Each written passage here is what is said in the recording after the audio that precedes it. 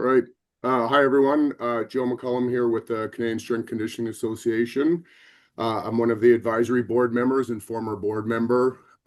Today I have Austin and Cameron on to continue with our chats on the pathway to the pros. So included in this series of webinars, we're including people who are working their way up to be professionals in the strength conditioning industry. Some are currently working with professional teams, but the ultimate goal here is just to kind of highlight Canadian strength and conditioning coaches, talk a little bit about their pathways, and maybe get into the nitty-gritty of some questions around the day in the life of what they're currently doing. Austin, if you want to go ahead and start with your quick brief intro, we can move from there. Sweet. Yeah, my background comes from UND, the University of New Brunswick. I worked with Ken Morrison there at the CSI. I'm originally from Calgary, and after school I came back to Calgary. I'm currently working at a private S&C facility called Attack Sports. The company does a lot of summer camps and hockey development, but we've just kind of started reaching into the S&C side the last 3 years. So I've kind of been spearheading that. We work with athletes kind of all the way from 9, 10 years old, all the way up to university, semi-pro, pro guys. So yeah, quite the span there. But yeah, that's mine. If Cam, you want to hop on next year? Yeah. I completed my bachelor's at the University of Regina. I'm currently doing my master's of kinesiology there right now. I worked here for a number of years, kind of as an intern, graduate assistant, and now I am full-time, also in the private sector at a company based out of Moose Jaw, Saskatchewan called Gottslig Athletic Performance. There, I'm the head of strength and conditioning, and much like Ozzy, working with a lot of youth to high school to kind of like graduate-based athletes. Cool. Thanks, guys.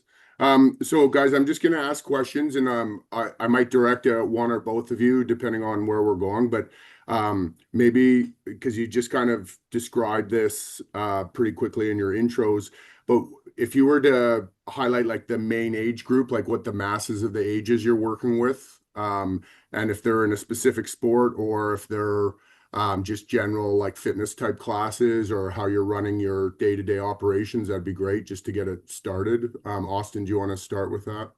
Yeah, sure. My main demographic would be the U15 hockey range. We kind of started when I came in 3 years ago, just filtering athletes through our spring program. So they're just kind of coming up.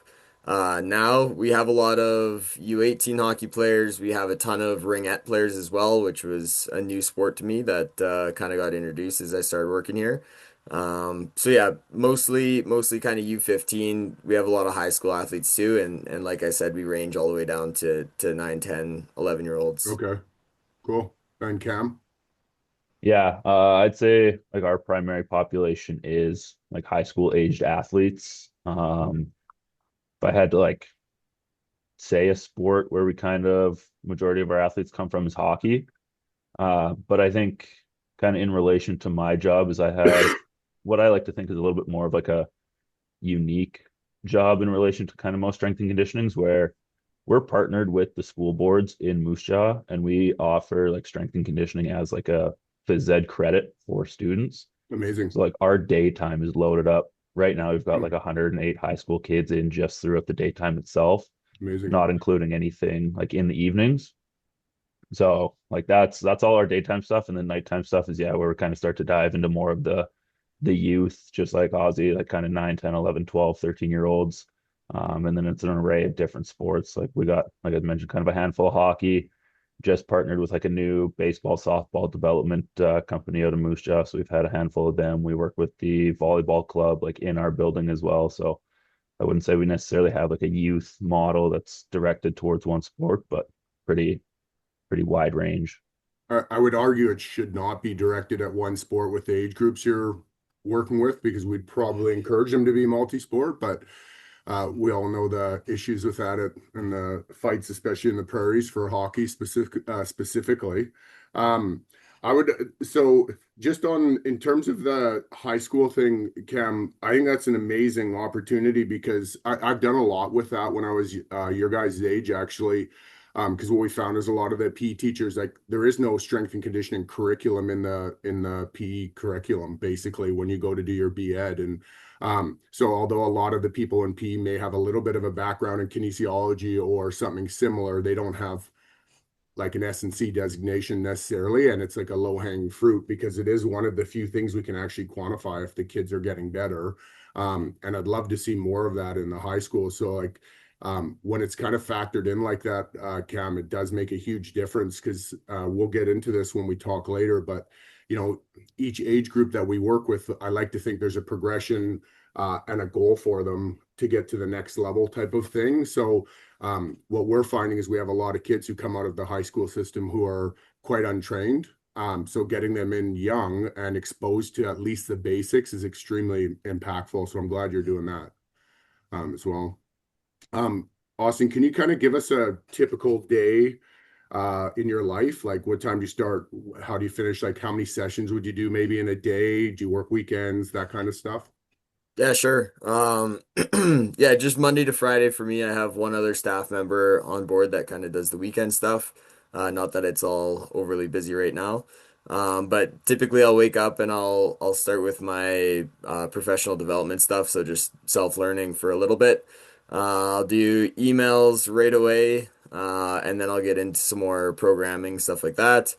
And then typically hit a lift, and then I'm into it in the afternoon when kids start rolling in from after school. So I'm only on the floor from 3:30 till 8 or 9 p.m. every day.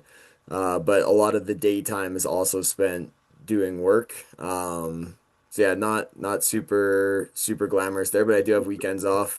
And I'm hoping to start hiring out some staff so I can start controlling more operation stuff, and program design, and they can actually do the actual Awesome. program delivery. Yeah, and I think that's an important topic because I would argue that working with youth is the most important job in strength and conditioning and in sport coaching. Creating like a good base early on is obviously really impactful. So that means you have to work around their hours unless they're in a situation kind of like what Cam has, where you can get them in the day during the class, which is ideal. Because we know some of these kids have long days. Like I'm assuming some of your hockey kids might have already been on ice that morning at 6 in the morning, then go to class and then come to work out with you. So it's really long days for the athletes as well. Cam, what would your typical day look like? I'm lucky enough that like I don't have to worry about any of the behind the scenes stuff, just the programming and the actual like application of coaching. So depending on the week, like we kind of run a setup where we do 1 week of kind of working the daytime shift, 1 week of doing the nighttime shift. So if I'm on the daytime shift, I'm in from 8 to 4:30. We'll typically see about 6 groups within that time frame. And then if I'm ever working the evenings, it's 12:30 to 8:30, and we'll see 7 or 8 groups, kind of depending on the week there with that. So So you fluctuate from week to week type of thing. yeah. So do you see different kids or is that based around their class, like the way the blocks work? Like, do you see a different group of kids every week or is it every 2 weeks you see the same group and one of your colleagues sees the next group type of thing or? Also like we'll see the same kids. So like in the mornings, that's kind of like our lower numbered classes where it's mostly just like the kids who have their license and can kind of get themselves to the gym throughout the daytime. So those groups stay consistent, and then it's our afternoon ones where we have a lot of our grade nines who kind of take our shuttle to and from the gym. Sometimes we'll see some of them 3 days a week, some of them we'll see 4 days a week, and then we're both in there Okay. in the afternoon, so we see Okay. that same crew of kids Oh, every cool. week. Okay. I basically what I was trying to flesh out here is that for people who are interested in this, like the hours are never going to be glamorous if you want to get into coaching, especially when you're starting out. Hopefully, as you start doing this more and more, you can whittle things down. As you build your client base, you start to be able to make your own hours, but it is a process and it takes time. So, um, in terms of the groups that you're working with, which is mainly youth, do you have a development strategy in place, or is it just like new kids all the time? Or do you have something like my goal for this this group that I'm seeing on this day is for them to do this, and this group is something different, or is it pretty generic across the board? Like, how would you set up your stages between, like, Austin, you mentioned working with potentially 9-year-olds and then 16-year-olds. Would they be in the same group, or would they be in separate groups, or? Yeah, so youth training youth training was new to me when I came to this job. Like I had been at UNB just working with the Reds athletes, so varsity and then some provincial level athletes. So I didn't have a whole lot of experience working with the younger ages. So I had to develop our own model that kind of works with our class times and our kind of gym availability. So I kind of came up with it that loosely followed the Canadian LTAD model, just structured it a little bit differently. So I have the younger classes I just call LTAD 1, LTAD 2, LTAD 3, no sport specific intentionally, and parents don't really understand what the LTAD is, but they're kind of starting to Yeah, as I expose them to it more. So we start. I guess our LTAD 1 class is 9 and 10, or sorry, 7 to 9 year olds, which is a really young group, but we do obstacle courses, we do good. different games to just get them moving differently in different planes of motion. Typically, we'll structure it so they have like one learning objective for the day. So maybe it's like, okay, we're going to learn about throwing today, and we're just going from wall progressions and working our way up to more and more chaotic environments where we go into like dodgeball and stuff like that. As we get older, we'll start to expose them to a little bit more of like a strength stimulus, mainly because they're very interested in it. So even just doing body weight squats, adding a little bit of weight to it, single leg stuff, just exposing them to good movements. Like at that age, you can teach them something and it'll just stick. So if you teach them the correct way to squat, it can really set them up for a really good future in athletics. And then yeah, we kind of roll through the phases. We don't really get like too sports specific at all until we're really 15, 16 years old, and even that is like very general still. But yeah, there's definitely we don't have like strict criteria to enter the next stage. It's more based on age. Yeah, the big one would be like when we're kind of starting to try and put muscle on would be after Yeah. their main growth spurt there. But yeah, that's just kind of how we structure it. We have different class times for that. We run a drop-in model so athletes can kind of drop in and do their program once they're U15 plus. But yeah, their programs are all just kind of based on age and development style. Yeah, and I mean, when you're working with anybody, like as a basic fundamental principle of strength conditioning, specificity is obviously important, but I think it's misguided a lot of times where we're assuming that because you're 9 to 15, you have to do these movements, and if you're this age, you have to do these movements, and if you're this athlete, you have to do this movement. Where it should really the specificity, I'd argue, more lies in your frequency, duration, volume, intensity of the movements. Like your hockey kids need to be able to learn how to hinge, squat, rotate the same way a tennis athlete might have to learn how to do it. And then it's just variance and loading parameters based on where they are in their seasons of play and whatnot. So, Cameron, would you have anything different or anything to add to that? No, I feel like I've just piggybacking off everything Ozzy Yeah. said so far. I'll Yeah, start like with you next time. yeah, like I guess like kind of talking about like our high school classes there. Like I've got the same kind of setup going where we've got a level one, level two, level three, where our level ones are kind of like our newer athletes or a lot of our grade nines who've never been exposed to training. Level two would be kids who are with us for their second or third semester or new athletes that kind of display a good amount of athleticism. And then level three is saved for like our third, fourth year athletes who've been training with us for a number of years that we know has that base of training that can start to really hammer out some more Yeah. intensive stuff. So Well, if it makes you guys feel better, like all these things like the LTAD and all these kind of systemized uh, ideas around development are have to be used as a guideline because it's so different, right? If you work in a rec center and it's funded through a taxpayer program, or if it's pay to play versus being structured team environment, all the way you're going to achieve all these things is slightly different, but the principles kind of remain the same. And from a development standpoint, I think we'd be in a better place if we can identify some vague, I want to say, benchmarks for each age group, right? So like at 7 to 9, they're basically learning the fundamental movement skills that we want them to learn: pass, kick, jump, land, start, fall, get up, hinge, rotate, flex, extend, all these things that we're looking for that never leaves our programming with any of our athletes, but each stage should kind of be progressive. So like, when I was working with that age group, my goal would be, to make them be a successful high school player and potentially earn a scholarship to the next level, whether it's U Sport or NCAA, NAIA, whatever it happens to be, or to, get them ready for a provincial team or a national team, depending on what it is. And then once we get to the university level, now my goal is if there's pro aspirations or national team aspirations, it's to set them up for that. And so like quite often we'll look at, like if I'm working with rugby, I'll communicate with the national team strength coaches, what are the things you're looking for?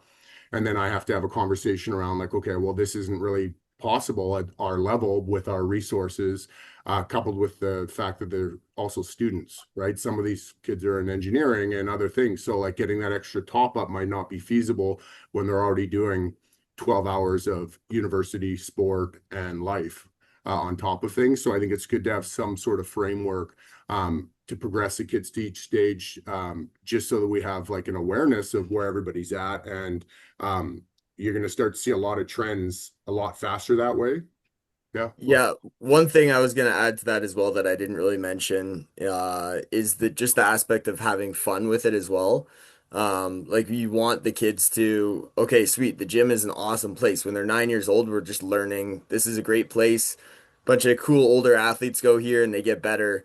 So then when you go into the next section, it's like, okay, let's keep this interesting and fun so they stay engaged, and then progress through to more like training to actually compete and to win when they're older. So just an aspect that I think gets overlooked a lot is like, okay, we don't need to be hardos all the time with 10-year-olds. We can Yeah. just teach them how to work hard and discipline and stuff. But if they're having fun and they're enjoying it, that's the goal, that they're gonna enjoy it and they're gonna get more out of it as well. And I mean, that should never leave. I mean, Yeah. the focus just shifts, right? So it's a little less focus on fun when you hit 15, 16, but there still has to be an element Yeah. of, as some people would call it, gamifying your warm-ups or something to keep that competitive spirit aligned. And I think as someone who's like a former sport coach as well, I really see the value in that, right? Like learning how to incorporate balls into your warm-up if the sport requires, or different implements, different games, just to keep the kids engaged and the athletes engaged, I think is really valuable.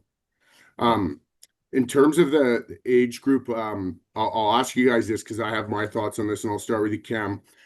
If we just say complete basics, and I'll just define the basics for me, and like I'm not going to include like sport basics like the kick, pass, throw, but like just in terms of S&C, our basics would be flex, extend, like the trunk, and rotate the trunk. Um, uh, those are some pretty basic things. So like a squat pattern, hinge pattern, unilateral, bilateral variations. What do you think the hardest thing to teach is, Cam, to say like a U15? Based on experience, it always comes back down to the hinge. Like I Yeah, think so many kids know how to sit and stand up and kind of get into squatting patterns. Whenever we get into the hinge, that's where I find I'm spending a lot more time. And I feel like it'll usually be kind of like a 50-50 split. Some kids will like get it right away and you're like, okay, perfect. Boom, here you go. Some kids it'll take like 2, maybe sometimes 3 weeks if we're seeing them once a week to like figure out how to, yeah, like actually like engage the proper musculature in order to kind of keep that neutral spine throughout that hinge without just kind of folding like a wet noodle. yeah, And that's what I yell at them all the time too. Whenever I start to see them, not I guess not yell, but like when I'm beside them, I'm like, don't be a wet noodle, don't be a yeah. wet noodle. And so yeah, I think the hinge is one of the harder ones. But then even just in terms of like some of our like crawling and rolling, like the amount of kids that can't like properly maintain posture during like a bear crawl or even like figure out how to go directly midline with a somersault, they're all just kind of rolling side to side. I think kids are starting to lose some of just that basic movement and just like trying to find a way to like properly teach that. Like they don't grasp that concept in like a short amount of time that way. Well, it's weird because we live in like the most informed, technologically advanced time in the history of the world by far. Like we've done more technologically in the last 20 years than anyone will ever understand. Like When I graduated, the internet was new. We didn't know how to cite sources. Like it was completely different. We had to read and pick up a phone. Like everything was kind of not guessing, but like we had to carve our own path early on type of thing. And now there's like this overabundance of information and um, we know what to do, but it's not happening. So like when you're seeing these kids, they're all high school kids. Like the P curriculum has changed a lot. Like I remember hating having to do like square dancing, but we had to do gymnastics. We'd have the wrestling coach out. We'd learn tumbling. Like that was a normal thing. And now I'm finding we're having to reteach those things even with 18-year-olds. And again, like I put all of my merit into doing the things that occur in sport. And if you watch any games, there's a lot of time spent on the ground and falling and learning to get back up and being re-involved. And I would argue it's a high KPI for most team field sports or court sports. You got to be able to get back up and re-involve yourself in the play. So I see there's a big gap here, even though we have all this information. I'll pause for a second, Austin. What other than the hinge, because I'm assuming you would say, I'll say the hinge is definitely very challenging. Is there something else that you would say is equally or No, I'm glad Cam mentioned the somersault. That's where I was gonna yeah. go. But yeah, trying to teach a an unathletic 12-year-old how to do an RDL is quite the challenge. I can't think of anything that really compares to that.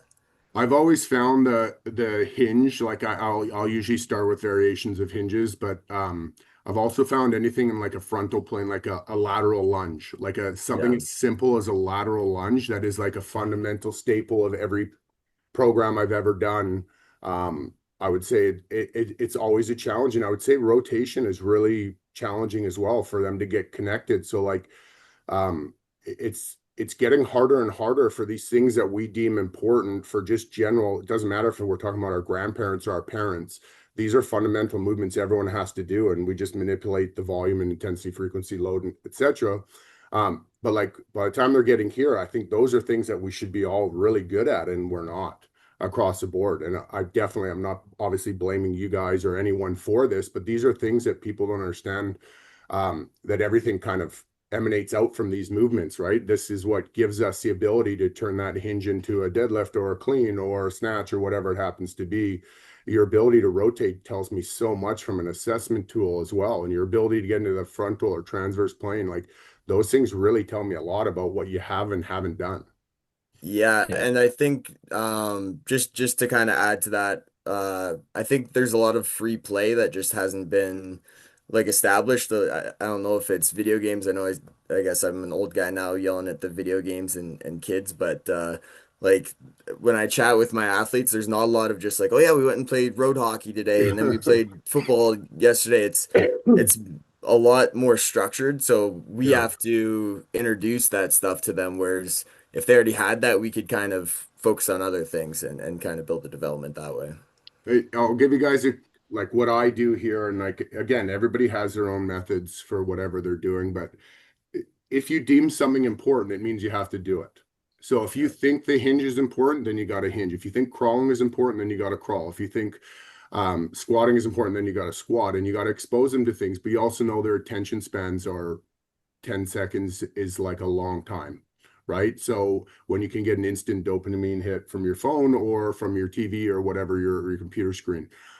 So I incorporate all of those patterns in every single warm up I do every single day, coupled with a ton of low amp hops and a bunch of other things that I think are important, some neck strengthening. And the way I look at it is if you're seeing kids one time a week, my warm up is is a really big aspect of what I'm doing. And I'm going to make them do 50 of the thing they're about to do if I'm going to add load right after, and I'm just disguising it.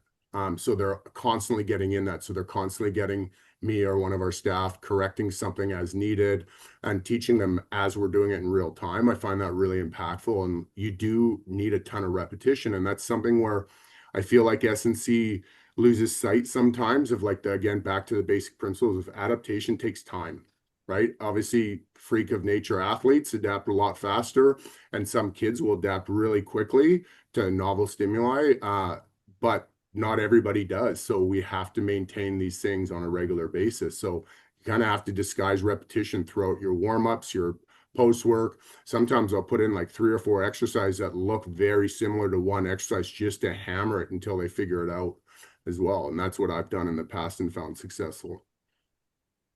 Yeah. Um, Another thing, just kind of thinking about it there as well, that like I've been seeing athletes like struggle with a lot in terms of like teaching them things is just like relaxation throughout their movements. So I've been playing around with a lot of like deep tier plyometrics and shit, just kind of getting like that bounce and that rhythm in the bottom of a squat or the bottom of a split squat. And just the amount of kids that like struggle with being able to just be smooth and relaxed through a lot of their movements. It's hard to teach a feeling when you know what it feels like, but you don't know what they're feeling. but that's And but what you good can coaches see do, them. Cam. Yeah. That's Yeah. good coaches know what they're feeling and like because you can go back to yourself.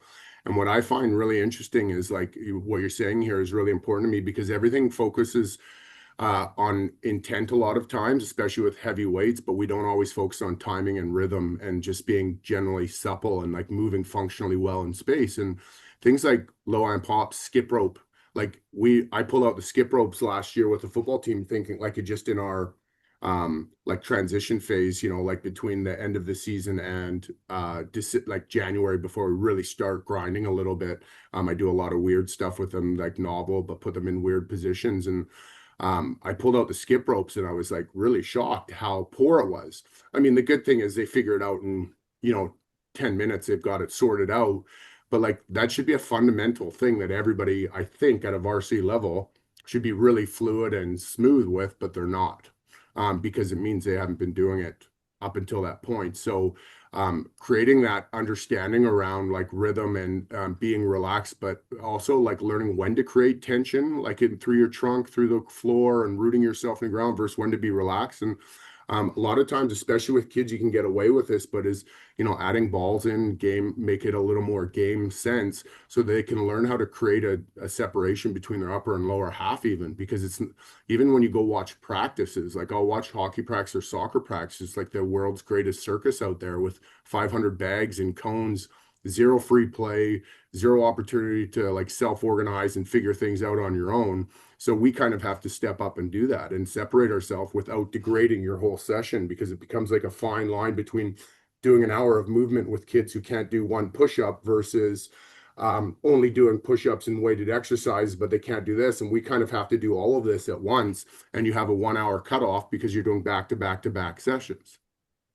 It's also tough in the private sector doing that stuff too, because people want to see results in their performance scores. So Yeah. they don't see as much value in like the long-term stuff and the kind of movement literacy stuff, but definitely still important. So I I'm do going to it and I come just back try to and that educate. too, because that is the hardest part, especially in the private sector. Like here, if a parent emailed me, I'd be like, your son or daughter is a grown man or woman. Like, I'm not, if they have a question, they can ask. Like, I'm 100% open to anything. If your son or daughter had surgery and you want me to talk you through the process, or they're struggling with an injury and you want me to look at another resource that we might be able to use, sure, that's a great question. But the amount of parents that are unfortunately misguided on what the kids need is insane to me. Like we're living in a time, like I said earlier, with unlimited resources and technology, yet we just go right to confirming our biases of this is what it should look like or this is what it shouldn't look like. And I've had a lot of sessions where, as I started getting older and working in the private sector, where I could turn away things, and it was more along the lines of me turning away parents than the kid, because the kid just wanted to be in their friendship group or their circle of friends and like-minded kids, but the parents wanted me to crush them. Like, why didn't my I thought my kid should be on the verge of throwing up because that's what I did. I'm like, no, we know more than that. Like, I want the kid to enjoy this, but I also want them to get some work in that's really specific. And we're not trying to crack a bunch of eggs here, right? I want them to be resilient, but it's a fine line between me just blowing a whistle and make them run up and down stairs. Like any idiot with a whistle could do that, right? Like there is a skill in developing athletes, and it takes a long time to do so. But a lot of parents want the quick fix as well because social media shows you these quick fixes. Oh, if you don't do this exercise, you're not going to get this. And we all know that that's garbage, right? But unfortunately, they're our stakeholder, and that's where my next question kind of goes, which is it's a bit of a shift in focus, but like, do you ever have to have hard conversations with parents? And like I can give you a couple examples. Like, for example, if your session starts at 4, and 90% of the kids are there and you're starting the warm up and parents are dropping their kids off at 4:15. That's a hard conversation. Now, again, I get it. I'm not a parent, but I understand like if you have multiple kids and you're dropping them from one kid's getting picked up from elementary school, the other one's getting picked up from high school, you have a million things on your plate. I get that. But there are also parents who are just like, they're paying for the service. So if my kid shows up and only gets 45 minutes, so be it. Have you had any situations, either of you, where you've had to have a tough conversation with either one of the athletes or a parent? The one that comes to mind for me would just be one athlete in particular. He has wealthy parents, and they'll purchase all the sessions, but then he'll come and it'll be half an hour, and Hmm. he'll be walking out of there, and it's like, man, what are we even doing here? And multiple conversations with the kid. Like usually with the athlete, I like to just chirp. That usually works pretty well. It's like, come on, man, like Yeah. this is it, really, half an hour? Yeah. And after kind of a lot of that and a lot of absences, then it's okay, we need to have a conversation with the parent. And I don't know, I just kind of try and come in direct. Obviously it's like, okay, it's a wealthy parent. I don't want to like lose them, but I'm gonna tell you the truth. And if you don't respect that, then you're somebody else's problem at the end of the day. Like I want the athletes that come to my facility and my gym to represent us well. So if they're not representing the gym well, then it's time to have a conversation. So yeah, I haven't had too many this early, but yeah, that's the I, main d- one. I think there's a fine line, right? Because you have to maintain professionalism when like you're running a business. And Yeah. like part of the hard part is like when I was younger before the internet and there was tons of reviews, the old adage in business was the customer's always right. Because they're paying for your salaries. But we didn't also have 500 options to buy the exact same thing from the like 2 clicks on my phone. Um, there wasn't, when I first started out, there was a few personal training studios, but like now there's one on every block, right? Like it's completely changed how many people are in the industry. So it's become more competitive and like it's that fine line between fear of losing clients. Um, when you're trying to build your business and the customer's kind of right. I mean, well, I am paying for this, but ultimately it comes down to having a frank conversation sometimes with the parent without the kid and just saying, listen, I understand that you guys are very busy and you have what's going on, whatever's going on, but like I can't really help your kid if he's here for only half the time that everybody else is here. Especially if your warm-ups take 10 to 15 minutes and you're by yourself and you have a 1 on 20 ratio, you can't really just stop and warm up a kid for, especially if they're young, right? If they're under 12 or 13, they kind of need that guidance, which makes it really challenging as well. So I find sometimes using the old adage of even in business again, like hire slow and fire fast, meaning being discriminatory about things that are just not working. So like I had a code of conduct for parents as an example, which said like, here's the boundaries. Like I found like when parents would watch their kids, it was a completely different session and quite often not for the better. But I found when the kids' parents would come in and just work out and use our facility at the same time, it was great because mom and dad were hustling upstairs on their treadmill and doing their workout. And like it was kind of a cool community vibe, but those parents were kind of hands off. So it's like finding that balance between what you can tolerate and what you can't, and what's going to degrade your business over time.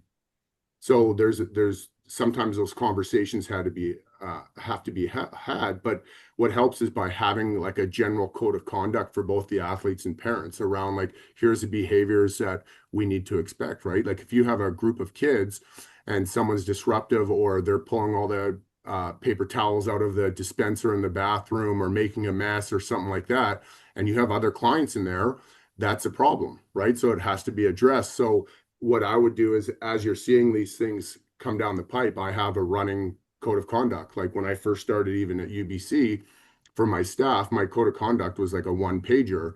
And then as I see things, it's now a 3 pager. And it's nothing, it's not like it's meant to be like intensive, terrible things. It's just like as I see things, I add to it so I can bring this up, what professional looks like, and I can identify that for my staff and for the athletes as well.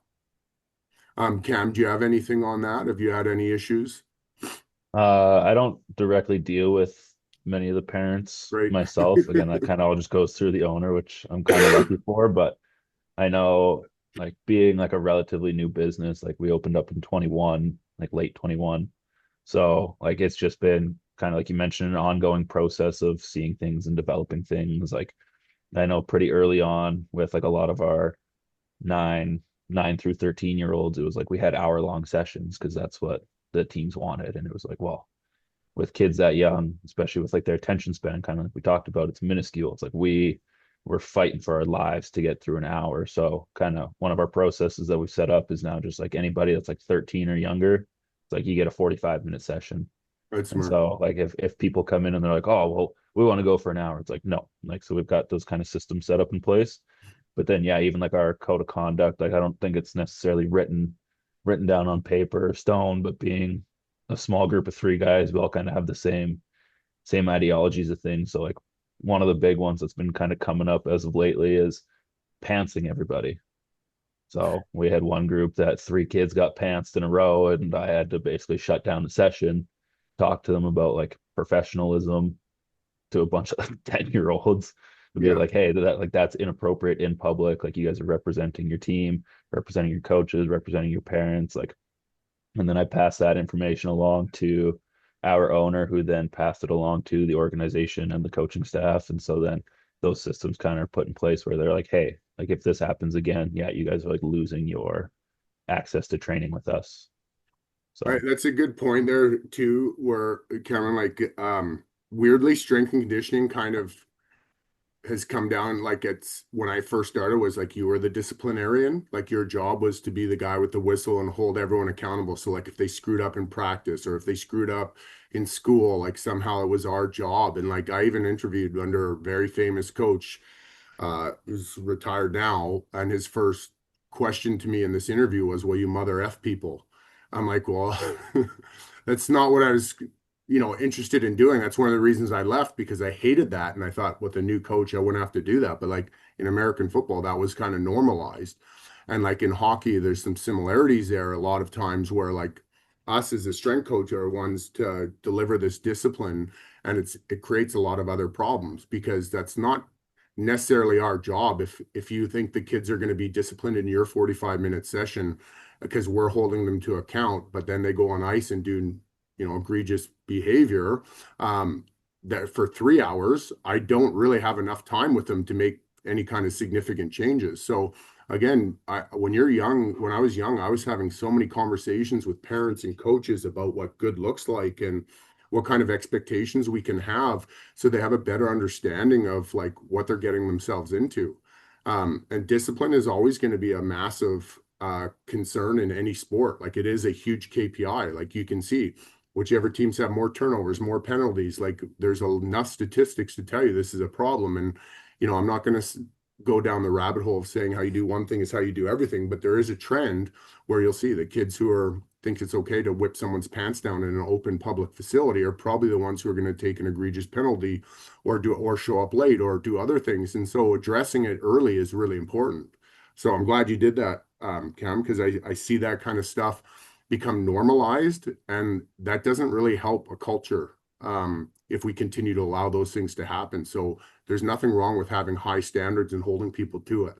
I know that's harder and harder to do these days, but that is something that we have to really continue to do as coaches.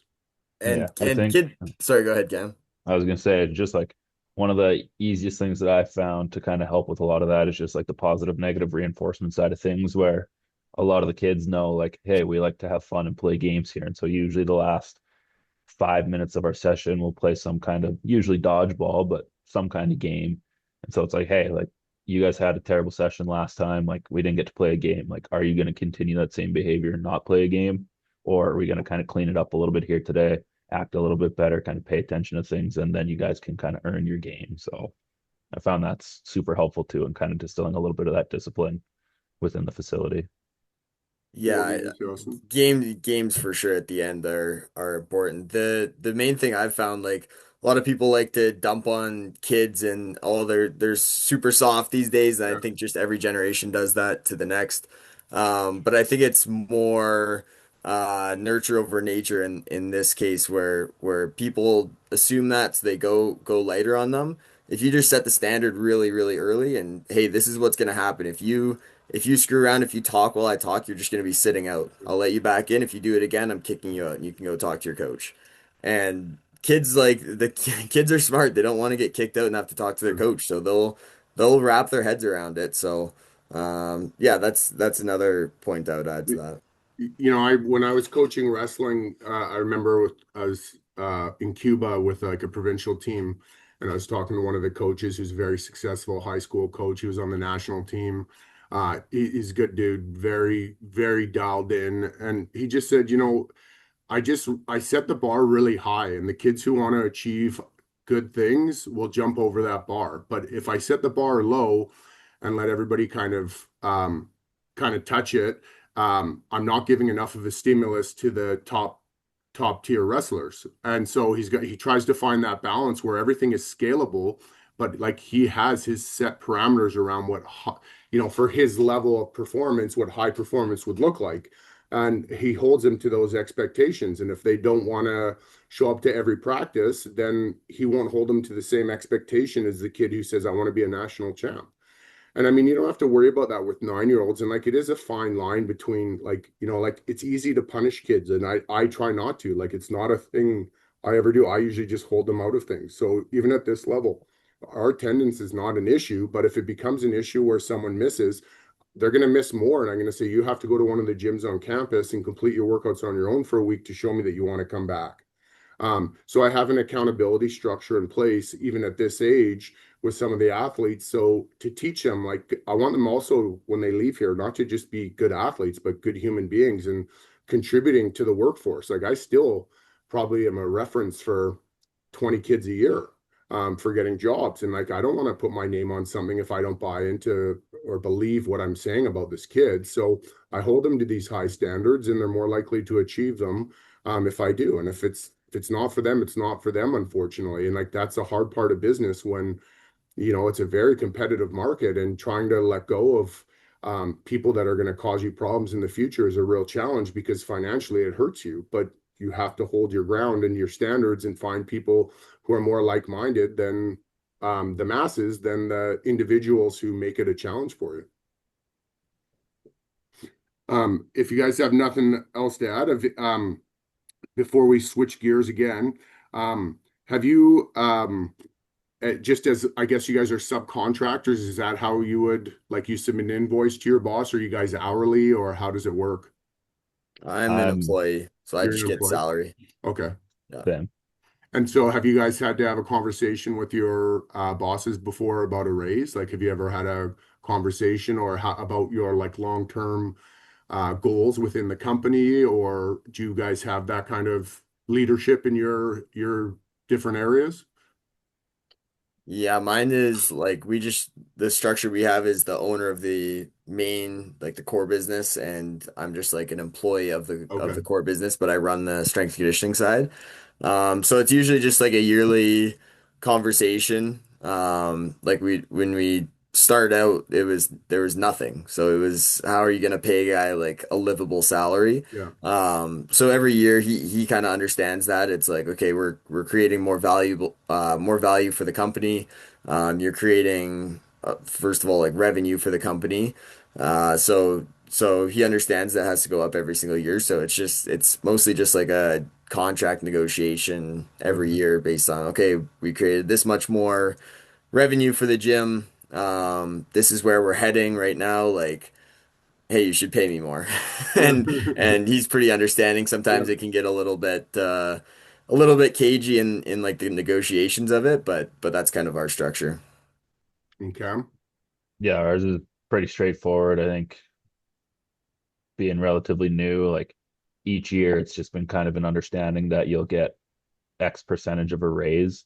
And I'm not going to be one to complain about getting a raise either way. It's better than not getting one. But I think we've kind of gotten to the point where we've explored further options in terms of like potential like ownership, and now starting to kind of like bring in benefits. So that was one of the things that I talked about with my contract renewal this year, was like, okay, like I'm done school, I'm out of my parents' benefits. Like I would still like to be able to have Yeah. access to some of the stuff. So is there a way that we can find a way to get this involved. And so it was literally just like a simple question like that. And he was like, that's what you want, let's do it. And so I'm pretty lucky that like our owner, my boss, is like a really understanding guy, super welcoming to a ton of ideas. So it That's makes having huge. those conversations a little bit easier that way.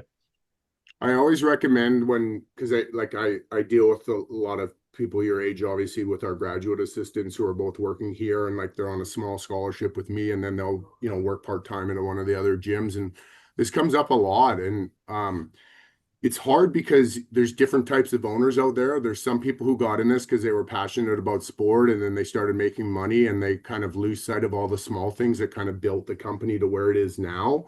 And like I've always been like employees first. Like it's really important to me that my employees are happy and doing a good job. I can't always reward them the way I want to in a university structure because I don't have control over that.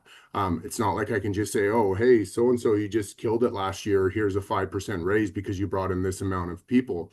But we still want to, as employees, we still need to advocate for ourselves. And I strongly recommend for people your age who are in this industry, keep detailed logs of what you're doing and what value you add. Because for every person there is like you, there's also a person who just clocks in and clocks out 9 to 5, and they're fine with that.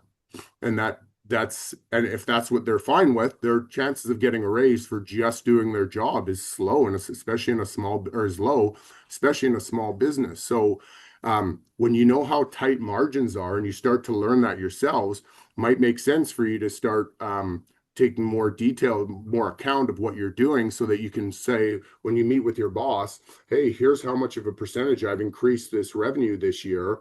And I feel like I could be worth more for this. And if I keep doing this, can we create a bonus structure? Can we do this?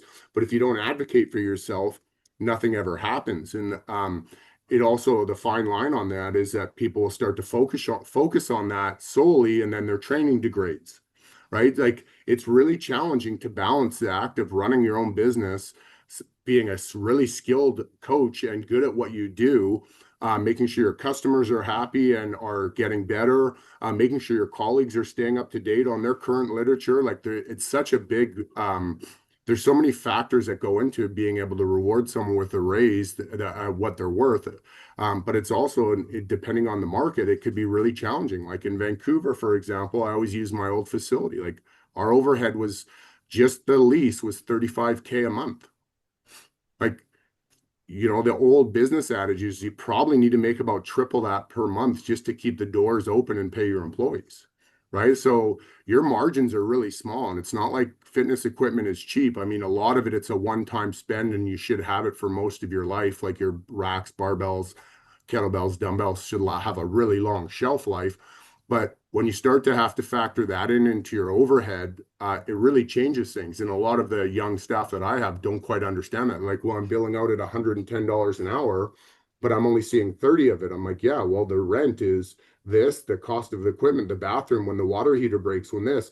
So like, it's not like your boss is just pocketing $80, right? It's not that simple. And so having a better understanding of the actual business really matters. And I really recommend, especially to um, young coaches, is to treat your business like a business, right? Like you guys are coaches, but you can have a business aspect to that where, like your rate of return on each investment, like how much time I put into this, what is it going to yield back?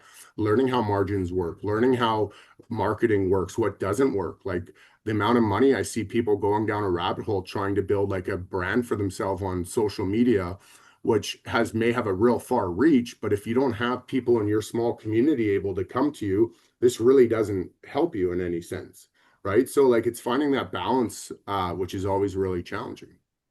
Yeah, the balance has been the hardest balance I find is okay, yes, we need to make a bunch of money, but what percentage of time am I spending working on marketing, working on kind of like our sales conversion, that kind of pathway versus okay, I'm only whatever 3 or 4 years into this thing, like I still need to make this better and better so it it works better for our athletes. So just trying to figure out how much time you should spend on either one is definitely a Totally. challenge. Sorry, one Yeah. sec, guys.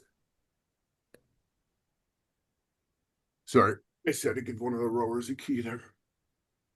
Um, on that, the same same thing, Austin. Like in terms of your current situation, do you guys have an actual code of conduct, or did your bosses make one, or do you guys contribute to that for other staff members? Yeah, we don't have one yet. Like I have one staff member. I'm gonna be kind of pushing that a lot harder so I can start working on kind of the business side of things a little bit more. But yeah, we don't have one yet. So I'd Okay. be curious if Cam, if you have anything, or Joe, if you have any recommendations for that sort of thing. My recommendation is like talk with your boss first and say, I'm just seeing some trends. Do you mind if I put some ideas together? So you're including like again, it's really easy to point out what everyone is doing wrong. Oh, you don't have this. Oh, you don't have that. You don't have this. It's really simple to point those things out. But it's also really simple to at least start the process and make it a work in progress. So what I first start doing is I identify what are some of the things that I see that I don't like, and I think need to change from a professional standpoint. And so the first thing I noticed, like when I got to UBC, is like I wanted all the athletes wearing UBC gear. So that was one of the first pieces in our code of conduct for our athletes. I saw some kids thought it was okay to wear headphones in a gym. Well, what if I have to say stop or we have an emergent situation? Like you guys can put on your own music and do whatever you want in terms of that, but I don't want someone completely unplugged and oblivious. I don't want people on their social media. Their phone is for team builder and that's it. So I created these things out of necessity because I was seeing problems occur, and then I could make changes to it slowly over time. So as a young employee, if you're seeing things that are not up to standard that you know maybe your owner would not care for, you can write some notes down and say, I think we should have this just to kind of hold each other accountable as a starting point. And most bosses aren't going to say no. Yeah, a lot of I don't think I'd have any issue with my boss if coming up with that. Like, Yeah. um, yeah, it would just solve the problem of having to explain that to every single athlete individually. They try and put headphones in. It's like, oh, actually, we don't do headphones here. If we just had a sheet, it's like, yeah, you just look at this sheet and sign it before you come in. We can always just refer back to this sheet. And then That we makes did it it for really the easy. parents too, Austin, like, because, Oh yeah. it depends on your facility, right? Like, I worked in multiple facilities, and one of them we're working with like a junior national team, and the facility was right next to the weight room. And like, I would see the parents looking through the glass, watching their kids play tennis or hockey or whatever, and like banging on the windows and yelling. So we created this part of the code of conduct included parents. Like, you cannot be intrusive into practice. Like if you want to sit and watch the odd practice, fine. And then eventually some of the teams even said no parents at practice. And like they made the parents sign a code of conduct so they can hold them to account as well, because they were seeing things that were just not cool, right? Like this is not acceptable for this age group to be exposed to this. And we know this is detrimental. And so if we don't at least say we think this is detrimental, then we're part of the problem. 100%. And Cam, do you have any input in that, or your boss just kind of does all that for you? Boss just kind of does all that for me. Okay. And Austin, how many people work in your facility? We're kind of interesting because we have a lot of hockey aspect as well. So there's people teaching kids on the treadmill, like the skating treadmill. We have like a sh couple shooting lanes as well.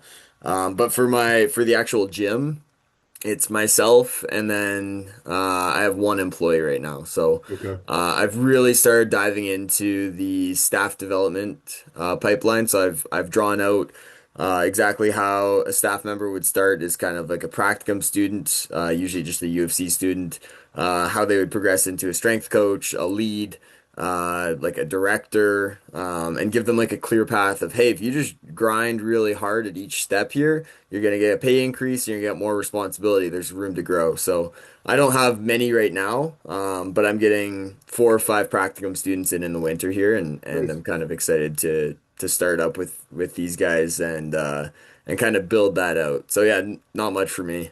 Don't stress on being like hard and fast on making sure everything is perfect, because the chasing of perfection is just not ever going to be there. It's basically what can you tolerate or what can you maintain.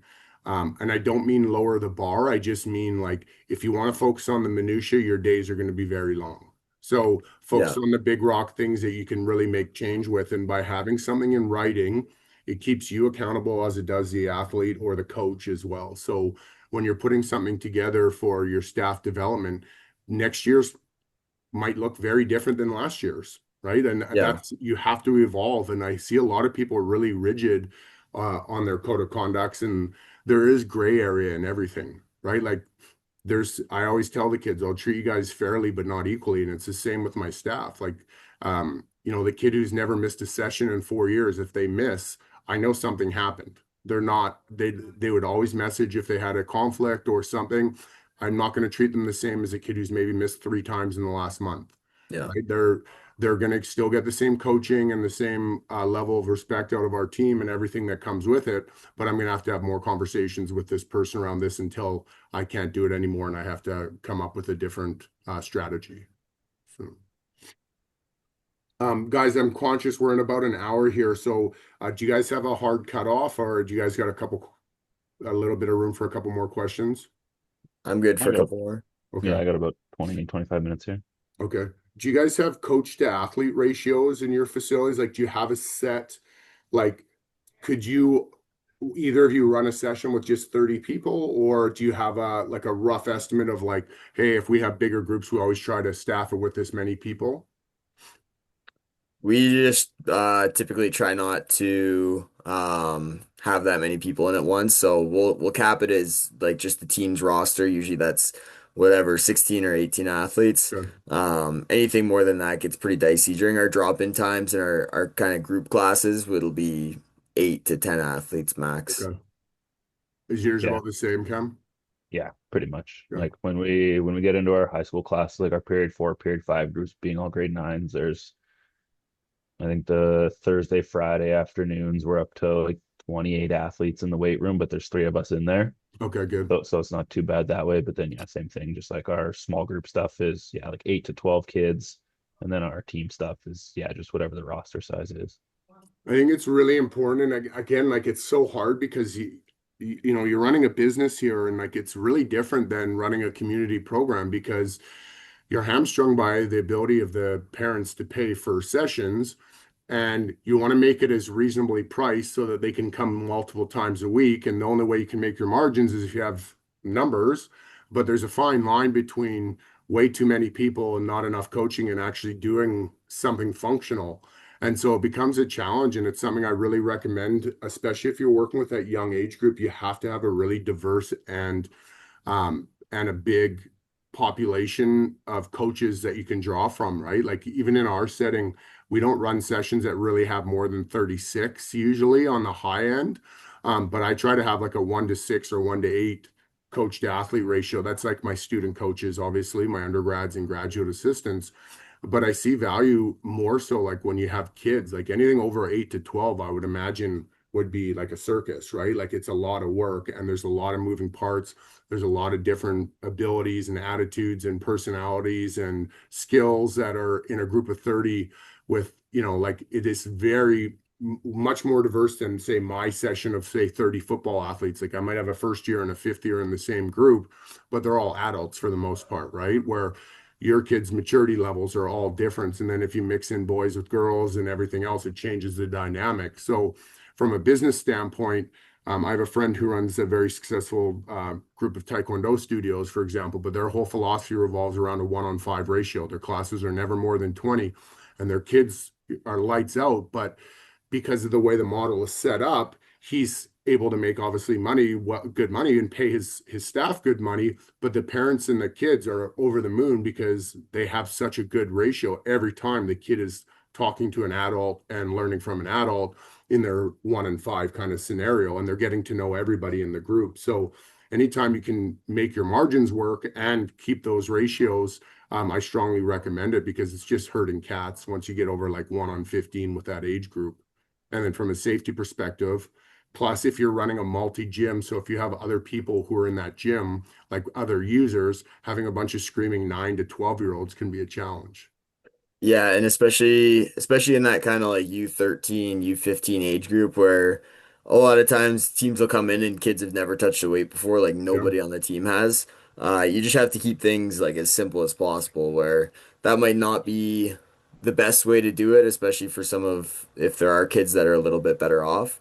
But yeah, we figure out ways around it. But yeah, I think the piece of advice that I'd have for any coach kind of starting something like this is trying to get the coach development pipeline going right away. Because we can't just afford to hire somebody out right away that doesn't know our system and have to train them up. But if we can get practicum students or interns in, and teach them our systems and then just pull the best ones, I think that's the best way to kind of build your staff out and get that better ratio. Yeah, and just be conscious, like if you're running an internship program, you need to know about internships, right? Like you technically can't take on internships and say, hey, well, if you do a good job, I'm going to hire you out down the road. Like you can't dangle that carrot. It has to have a learning outcome associated with it.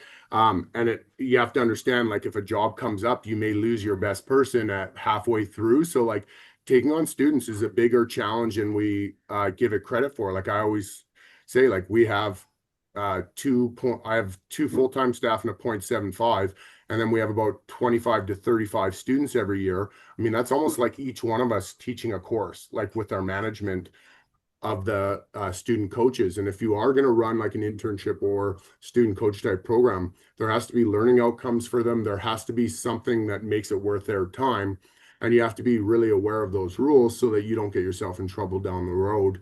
Because you can't just treat people like a rented mule. Like Yeah. these people are all in university, they're trying to learn. So you have to try to reward them as best you can. And if you can partner with like the university where they can get grades for it, instead in lieu of payment, that's hugely impactful. And the reality is, those are your future, right? Is you want someone who's been in your system. I totally understand that, and it's something people don't really grasp. But like, there's a reason why people will hire within their network, because they know what they're getting, right? Yeah. Everybody, if you're just using a resume as my judge for whether I'm going to hire you or not, I'm going to fail a lot more often than I am if I actually know the person, or there's a few degrees of separation where someone of my colleagues know these people. And like, that's the reality of every business. Yeah, 100%. Yeah, that's like one thing that I've been kind of thinking about, knowing that we're going to be looking at hopefully hiring in another coach or two in the next year or so.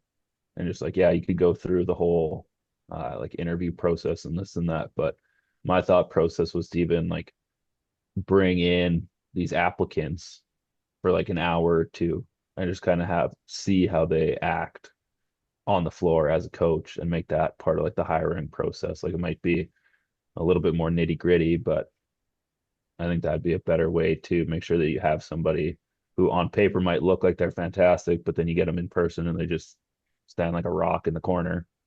Or you Yeah. get somebody who might not have the best resume who's absolutely great with people and can get that buy-in right away. So I'm always conscious of people who are applying for a job, of their time as well. Like I am well aware of how hard this market can be. So like I try to make sure that if I'm going to do something like that, Cam, they're one of my final two candidates or final three candidates where you might bring them in to run a session with like your staff or something like that to see what their demeanor is and get a better understanding.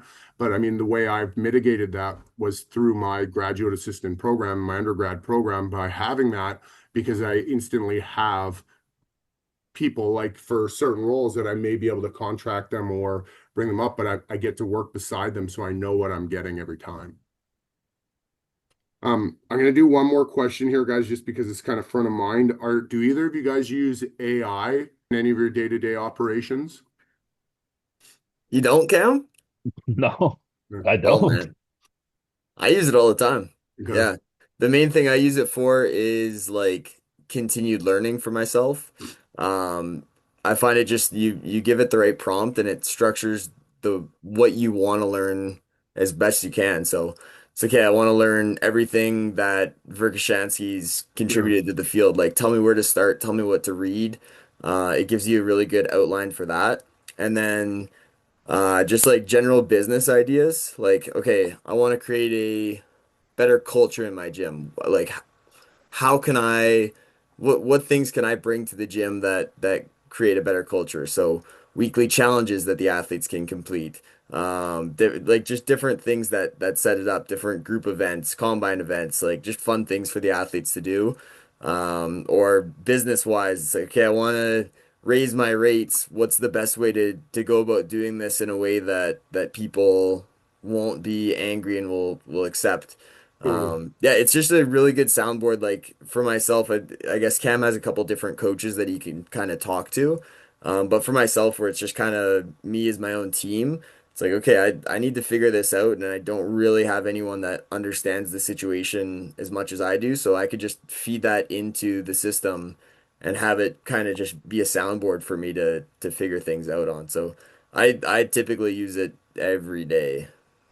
Right. I mean, I don't use that where I see the value is different, but like as long as you're discriminating against the advice because you know it's drawn from everything, including comments and whatever else, right? So like it'll make stuff up if it needs to, right? Like so as long as you're taking with a grain of salt, where like I don't see any value in it. Like I've played around with it, like do a program for this, and like by the time I put in all the parameters to get what I want, it would be faster for me to do a program that I Yeah. exactly want, right? Like, so I don't see the value there, but where I do see value is, practice planning, session planning while you're driving to work, putting it on, and it just creates a PDF for you of like, hey, I want this person with these three kids. I want this person with this person. I want to try this. I see there's a lot of value there on like maybe making your business streamlined a little bit more, like creating those code of conducts where you don't have to sit in front of the computer and necessarily type it. You can do a voice to text and get like your bread and butter out of the way, and you might get one or two ideas that you never thought of. But it's not something I see overtaking coaching and programming, but I do see their value in streamlining what available hours we have in the day so that we can have a life and maintain our lifts and get back to your significant other, your partner, and like have a life, right? Like there is some time saving material that can come from that for sure, but it's that fine line. Yeah, yeah, you have to be able to read between the lines too. Like there's a lot of times where it'll give me something and then it'll contradict itself and it's like, Yeah, okay, you just contradicted yourself. It's like, "Oh, good yeah, catch." And it's yeah, it's like, "Okay, sweet." So you yeah. really have to you can't just take everything like gospel. The other thing just touching on the programming using AI, like I don't use it to write the programs, but right now I'm working on creating like a template that all my coaches can use given the age, given the constraints. It's like okay, let's have these whatever 5 programs that you can kind of plug and chug from. So it's been helpful to just like how can I create this framework to program from to make your programming more efficient. So yeah, the coaching will still be there. The actual nuances of the programming will still be there, but everything else it helps me a lot. Totally. Yeah, I mean, and that's part of our job is to find ways to do it more efficient, right? Like time is money, and that's how we have to look at some of these things. And if you're able to shave off some time because you can do stuff on your drive home or to work, that's the value. Like I commute every morning, it's about 30 minutes on the way in, 45 minutes on the way home. Like that's time where I can just use a voice prompt and put in all my thoughts from the day to collect and get it taken care of. No. So awesome. Definitely something to consider going forward now. I've never thought about it. So You, Get into you, it, man. but you I don't just necessarily grill the like kids all the time. if Cameron, if I had a choice between using a computer, an AI, and talking to humans, I'm always taking the humans for this. Like my whole skill set and the way we developed coaches and myself over time when I was at Level 10 Fitness and even when I was at Utah's, we had a team that challenged each other every day. Like, why the hell are you doing that? What are you thinking there? That's not good enough. Or hey, have you ever thought about doing this with your hockey group? Even though I maybe didn't, I worked more with a rugby group or whatever. Like just bouncing ideas off each other is how you get better. And it's really hard to become a successful strength coach in a silo. And we're creating that through social media and AI, but we're just siloing ourselves and taking information that we really need to filter a lot more before we do it. And I think it's creating like a blind faith in a lot of the stuff that we're doing instead of meeting the people, both the staff and the athletes where they're at. So don't lose sight of the fact that having a human connection is really important. Oh yeah. 100%.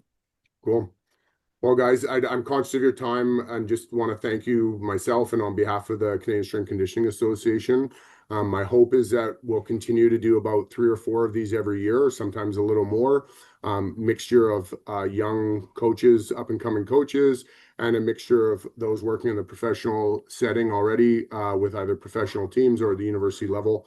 And we want to highlight Canadian coaches. So in the future, if you know people in your area or we want to get together and continue these chats, please send them my way. And I'd love to get to know more people across this country, which is obviously a challenge, how massive it is, and we are all in silos. So it's really important to me to kind of get names out there and people who are working in the community and doing good things. So Sweet. Yeah. Thanks, fellas. Joe. Yeah. Yeah, absolutely. Appreciate it, All right. Joe. Appreciate it, guys. Have a good day. All right, you You as too. well. Cheers.